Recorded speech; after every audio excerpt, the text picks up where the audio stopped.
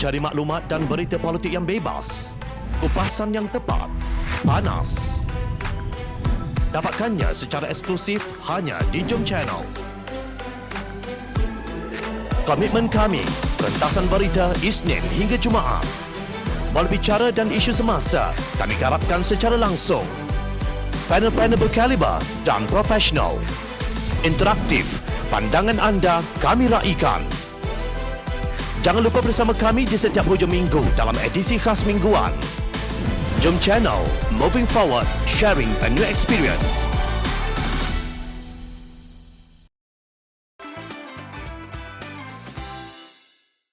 Pembubaran DUN Melaka tidak berperlembagaan.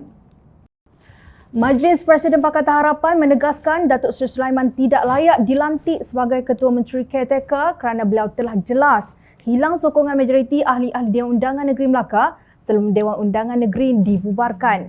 Ini membuktikan beliau tidak lagi mampu mengetuai kerajaan negeri. Pakatan Harapan berkata sepatutnya perbincangan diadakan terlebih dahulu antara Setiausaha Kerajaan Negeri Melaka Datuk Kamil Muhammad bersama pihak majoriti yang diketuai Adli Zahari dan minoriti yang diketuai Sulaiman sebelum menamakan sesiapa untuk memegang jawatan tersebut. Malah seperti yang berlaku di Perak pada 2009 mahupun Melaka itu sendiri pada 2020, seharusnya blok majoriti diberi peluang mengetuai pentadbiran negeri, kata kenyataan Majlis Presiden Pakatan Harapan. Merujuk kepada kenyataan Setiausaha Kerajaan Negeri Melaka khusus berhubung penamaan Sulaiman itu, Majlis Presiden Pakatan Harapan menegaskan dalam kenyataan tersebut Setiausaha Kerajaan Negeri Melaka mengakui bahawa Perlembagaan Negeri Melaka tidak memperuntukkan fungsi dan peranan sebuah kerajaan caretaker dan seterusnya merujuk Konvensyen Sistem Demokrasi Berparlimen di negara-negara Commonwealth. Sebaliknya, Pakatan Harapan mengulangi pendirian bahawa pilihan raya negeri tidak patut diadakan pada waktu ini demi mengelak berlakunya gelombang keempat penularan wabak COVID-19. Darurat juga tidak sesuai memandangkan ia akan menimbulkan kegusaran di kalangan pelabur pada ketika usaha menghidupkan semula ekonomi negara sedang diperhebat, kata pimpinan Pakatan Harapan yang terdiri daripada Presiden Keadilan Datuk Seri Anwar Ibrahim, Presiden Amanah Muhammad Sabu, Setiausaha Agung DAP Lim Guan Eng dan Presiden APCO Maidia Setangau. Oleh itu, perbincangan perlu diadakan agar semua pihak memastikan Perlembagaan Negeri Melaka ditegakkan dan dihormati dengan mewajibkan mana-mana kerajaan termasuk kerajaan caretaker diwakili oleh golongan majoriti ahli Dewan Undangan Negeri.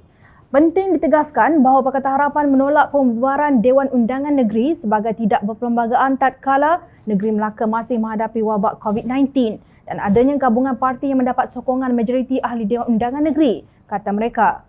Malah apa yang dilakukan oleh Yang di-Pertuan Negeri Melaka itu bercanggah dengan keputusan yang telah dilaksanakan di Johor, Kedah, Perak, malah di Melaka sendiri ketika Kerajaan Pakatan Harapan pimpinan Adli Zahari hilang sokongan majoriti ahli Dewan Undangan Negeri. Aneh juga apabila Ketua Setiausaha Kerajaan Negeri Melaka begitu bersungguh-sungguh menyokong kerajaan yang sudah hilang majoriti ini.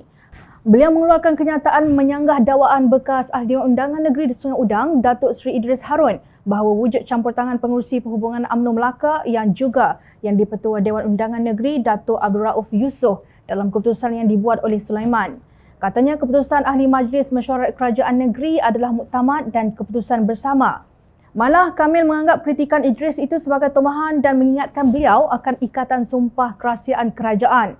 Beliau berkata setiap anggota Exco Kerajaan Melaka sudah mengangkat sumpah untuk tidak memberitahu atau tidak menzahirkan kepada sesiapa pun sama ada secara langsung atau secara tidak langsung sebarang hal yang dibawa untuk pertimbangan kerajaan negeri.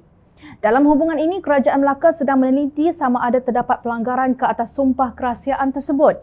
Sekiranya terdapat pelanggaran, kerajaan negeri tidak akan teragak-agak untuk mengambil tindakan dari segi undang-undang ke atas Idris, katanya dalam kenyataan tersebut. Kenapa pula Ketua Setiausaha Kerajaan Negeri Melaka melatah apabila Idris mengkritik keputusan kerajaan negeri yang dilihatnya tidak telus dan berbaur dengan unsur penyalahgunaan kuasa.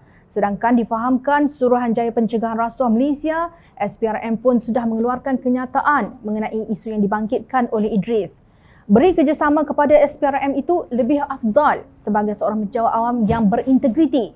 Bila mengeluarkan kenyataan yang mengandungi amaran sebegini kepada bekas pembuat dasar, persepsi orang awam semakin buruk seolah-olah ada perkara yang menyalahi undang-undang yang sedang disembunyikan.